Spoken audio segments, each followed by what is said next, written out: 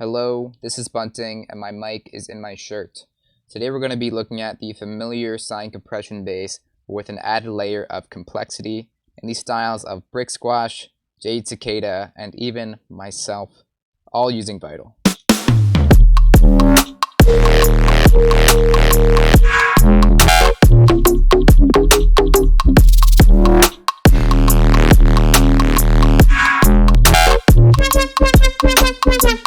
That was some Bricksquash. We have some Jade Cicada here.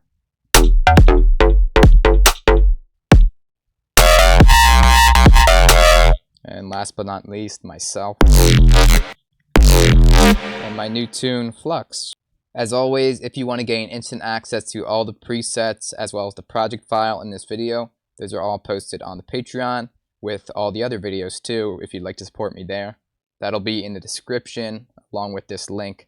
I mentioned my new tune, Flux. It's finally out and uses these cool basses, and I hope you like it. Would really appreciate that. And as I'm opening up this bass, of course, like, comment, subscribe. That helps me out too if you're into all that YouTube stuff. Okay, to start off, I'm going to open this first bass tier, yes. And we're going to see what's going on. We have a sine wave, harmonic series, same as every other bass ever in bass music with distortion. And this is the basis to this entire sound design. Like every sound here is made with a similar method, just introducing different harmonics, different amounts of distortion, and different types of movement. We can see this plucky bass right here. Boom, it's plucky, different harmonics, different filtering. But that was already a lot to take in, so let's slow it down. I'm going to build these type of basses from scratch and show you how you can customize them. So the first thing with every bass ever, basic shapes, sine wave. It's fat and works great with some distortion later. After that, this is the secret step. Typically we would just distort it, clip it, add some notch filters, right? Boom. Notch filters, right? Classic sine compression. But we can do that, but let's go back to oscillator 2 and get this harmonic series. Boom. This is what gives it that whistly tone, and it's very cool, even on its own. But if we find a harmonic we like, let's get it really precise, boom, and put some distortion on it. That is a classic, familiar, fat sound. Already, we can start messing with this with different amounts of drive, different amounts of distortion, different kinds of distortion, and everything you can imagine. But we have our fat distorted bass. What it needs is some movement. And what better way to add movement than LFOs? So this level here, boom, it adds that crazy morphing effect, which is way different and more complex than what you can typically get with a notch. So let's just drag this LFO to there. Boom. Even on this stage, you can mess with a third oscillator, a third harmonic, FM stuff, but I'm going to keep it legit for right now and try messing with the filter. As I mentioned, we have our notch filter here, which gives you that nice sweepy movement. But we can also mess with a low pass filter, right? Let's make sure it's on low pass. Get that womp, or even get a pluck if we were to get a plucky envelope, cut off down, mount up, boom. And we can make this pluck too. Boom. And before I say boom again, I want to emphasize it's really this simple in concept, right? You're going to get a lot of variation through different harmonics, different movements introduced through different LFOs, different shapes, and I'm going to dive into some notch filtering now. So we have this basic kind of pluck, right? And it's a lot easier to stack up a bunch of notch filters with whatever stock notch you can get. This auto filter in Ableton. It's already nice. Okay, I said boom again, but something to note about this auto filter, right? You can go willy-nilly with it, put it wherever you want, but my general formula is in the high end, when it's sweeping around with the frequency, it sounds very like whooshy, sweepy, right? Versus in the low end, it's going to sound a little different, which isn't too noticeable now, but I'll show you how you can develop that. So I went into Vital, I removed this harmonic just so I can show off this notch filter specifically. And the general method for sine compression is you would just notch filter it, distort it again. But you notice our lovely sweepy movement has failed us in this distortion. And the reason for that is, if I grab an EQ, alright, you can see our lovely EQ peaks. You can see what the notch is doing. See that little effect? So what happens through distortion is these lower frequencies down here are much more pronounced. So that means if you have a lower mid-range notch before the distortion, that's going to give you much more pronounced movement versus a higher range notch at the end, right? Gives you more of that sweepiness. So we can just draw in some elevations here. And let's have this one be a bit sweepier. But this is pretty much my general formula for sine compression. Once again, like we did in Vital, we can have a bit of a low pass or something. With some more movement. Let's get one more notch in there because I'm feeling frisky. Let's get it like crazy and whomp it. But with this general formula, especially keeping that harmonic in mind, as well as keeping this kind of low versus high notch through distortion in mind, can get you a huge amount of control, many variations out of the same kind of bass. But that was the bass in concept. Let's see it in execution with this first main bass here. And I actually have two layers, which I'll go over one by one. Pretty minimal effects, multi-band compression, so don't worry too much about those. Within Vital, almost the exact thing we started off with. We have a basic shape sine wave and some harmonic series. Wanted that high frequency, was trying to match it with Bricksquash. And I didn't use an LFO here, but I chose to automate it around. Either works. I just like automation sometimes because it's easier to add variations. And then you can see just a hard clip. It's really that simple. You can get much more complex with it, but simplicity is sometimes nice, I guess.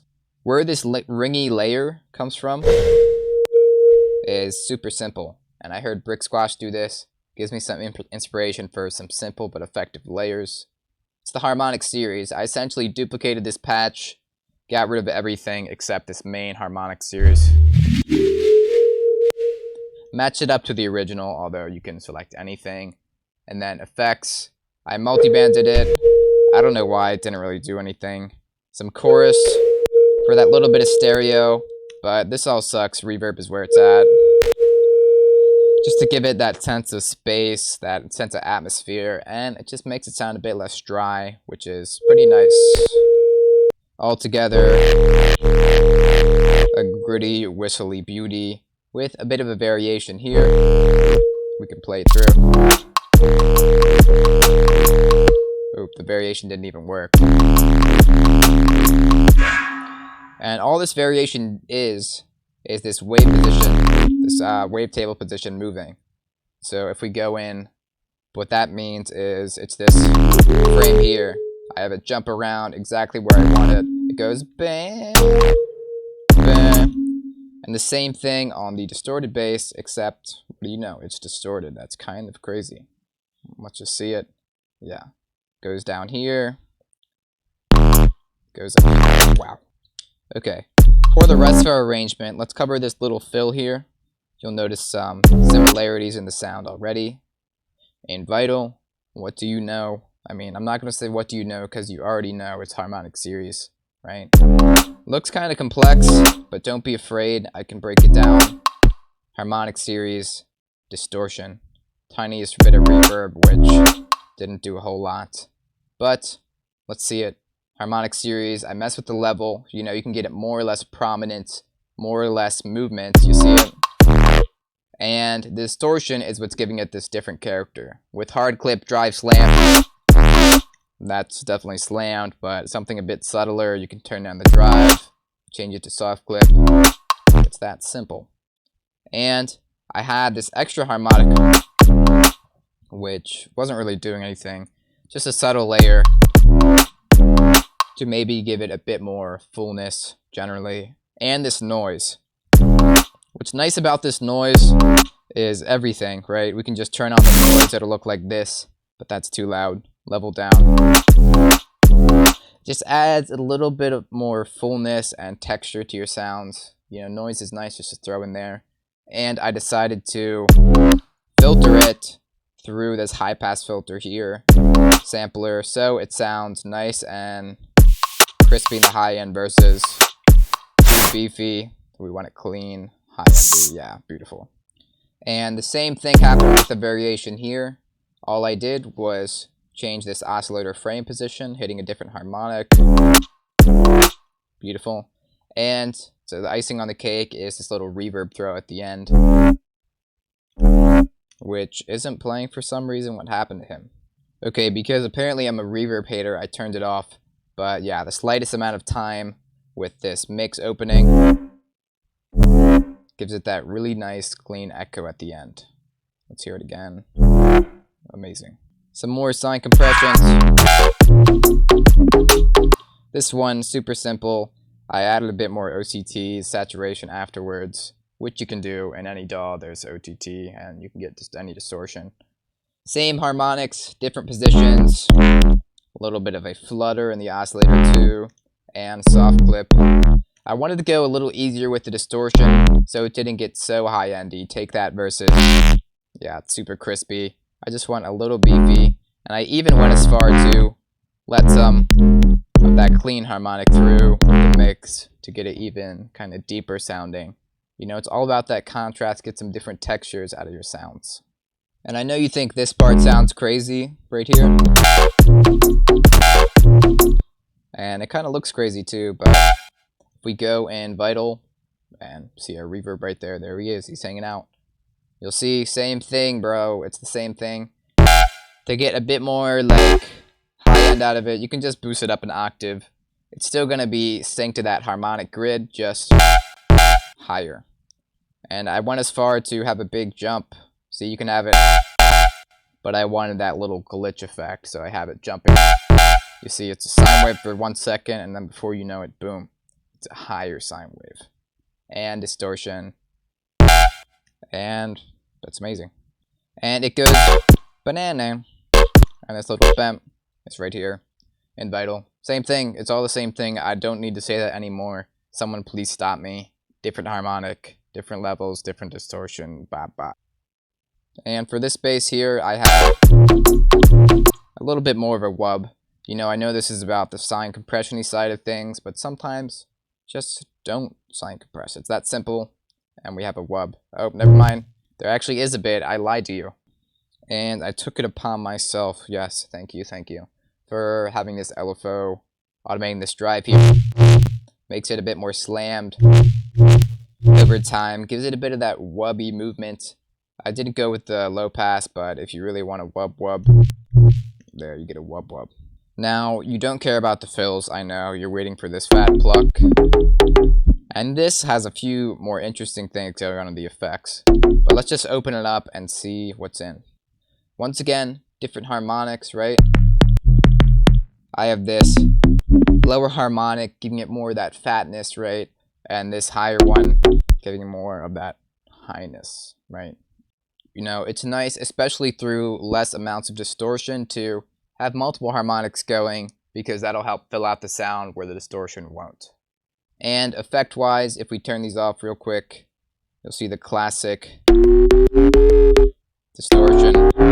Just get a bit more beef out of it, but you might want it cleaner, and a low-pass filter can give you the beef of the filter, beef of the distortion, but with that cleanness. So I turn this to 24 and have this pluck on it. And what's important to note about this pluck is it's low cutoff, right? So it's around like quarter way. That makes it so much cleaner and fatter. Versus it doesn't have as much distinct movement, distinct pluckiness, and it's letting a lot of that distortion through, which I want to clean up. Chorus, for that bit of stereo, it just sounds beautiful. Like Vital's chorus is just amazing. Then to give it that subtle sense of space, if I can talk, reverb, low mix, low time, makes it really focused, just feels like a little room it's in. And you'll notice it's kind of muddy, kind of echoey here. So I just cut out a lot of this low end from the reverb.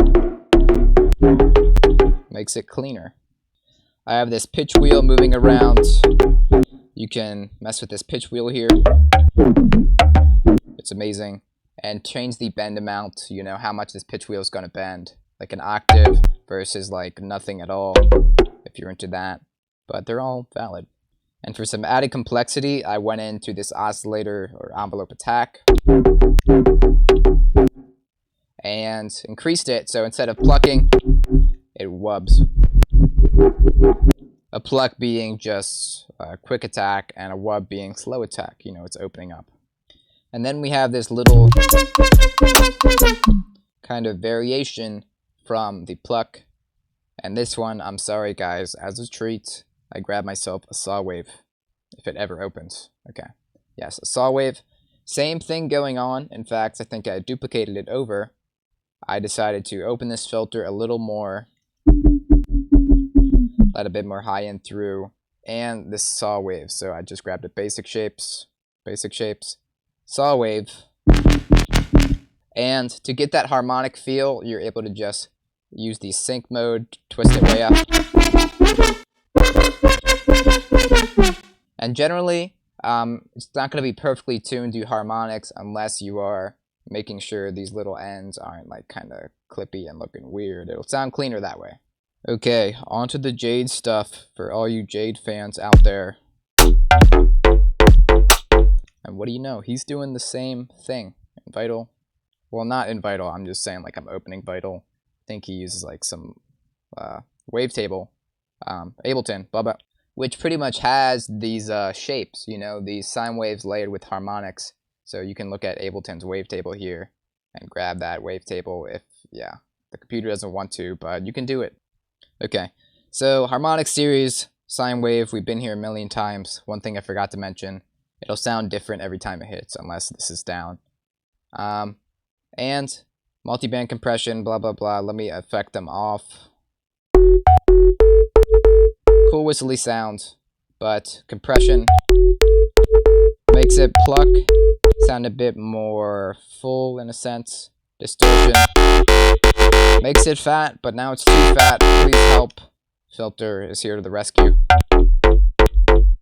And very similar to our other pluck. You see, I got this plucky shape. You can just drag it down, and boom.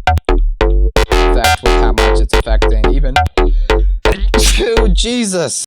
Even open it over time if you're feeling crazy. Mess with the different amount. And that's a lot of movement with some added reverb. Give it that beautiful sense of space and sauce. And that was, I think, from kind of a Fish Juice type bass, his song. This is a Beefcake type bass, which is, just think about it, right? It still has that harmonic character, still has that beefiness, but without that plucky cleanness. So one could assume from that, all right, we got a harmonic and a sine wave and classic distortion, but no filter, right?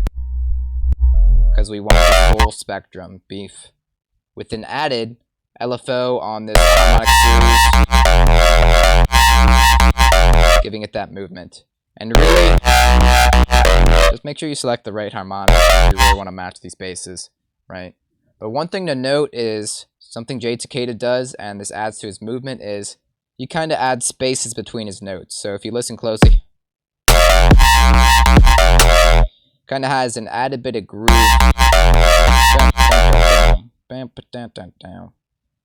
And what adds to that as well is this LFO. It is not re-triggering every time. So if it was re-triggering, it would sound lame. Versus the sync, it'll follows the same pattern every time instead of resetting every time. That just allows you to get an extra dimension of kind of like rhythm and otherwise normal riffs, you know, and these spaces are important to that. Take that versus this lame, boom, this sauced out, wow. And then my bass, right? And this is straight ripped from my entire song. I was able to get in here from the project. And it looks complex, and I'm using operators, so I lied about only using Vital. But they do the same things. So essentially what operator's doing is we just have this bass sine wave right here, right? Normal stuff. And then we have this harmonic sine wave, which you can select with this chorus knob. It's very similar to Vital's harmonic series, except cooler. No, arguably cooler, but you see I have this automation here. Just adding that extra dimension of movement with this higher harmonic here, doing that at the beginning. You know, just all these movements adding up makes it wonderful. Then, unlike the other basses, I went crazy with some notches. But before the notches, I had this little bit of movement, give it some dimension with the low pass. Glue compressor, ooh, that's kind of fat without it, but that slams it and beefs it up with these notches. You notice that's where the gnarliness comes in, that low mid-range, messing with those lower harmonics to be further distorted, then filtered again, then distorted and EQ'd a little, reverbed a little. Okay, but I can go super in-depth, but the principle is always there. You know, I'm just cleaning it up with a bunch of different EQs. If you feel free, you can copy the exact thing. Multiband dynamics, really pushing this high end. Multiband compression, kind of rounding it out. And really, that's the basis of the basis. Okay, is that so clever? I hope so. But I have some added layers on here, right? Hope you're able to catch some of what's going on here. Notches, harmonics moving, stuff like that. But these added layers, it wasn't sounding fat enough for some reason.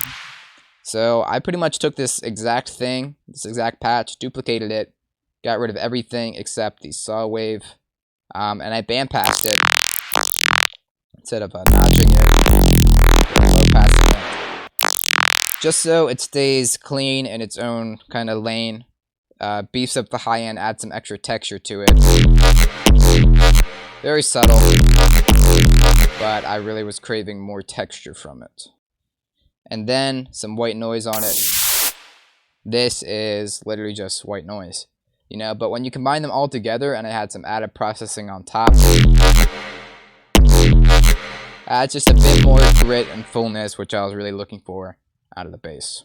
But you know, that was a crash course in this kind of harmonic version of sine compression, if you can call it that, right? Of course, like normal sine compression, like I did here, you can really stack up distortions, notches, and all that and more. But just make it your own. You know, this basis is used by a lot of different artists, a lot of different guys, Jade Cicada, Bricksquash, even other artists you might not think of.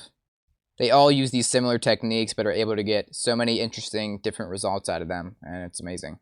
Once again, all these presets and the project file on the Patreon, as well as you can check out my website, buntingmusic.com, if you want to get private lessons with me. Also have plenty of free and paid sample packs. And of course, make sure to check out my new song. I would really appreciate that. Flux, feeling very proud of it. Uses these basses, it's crazy. And like and comment and subscribe and do all the business. And what else? Join the Discord. It's an online community of like-minded guys just like us who like cool bass music. But that's all I can think of. Here's OBS. Behind the scenes, it's me. Bye guys, love you, thanks for watching.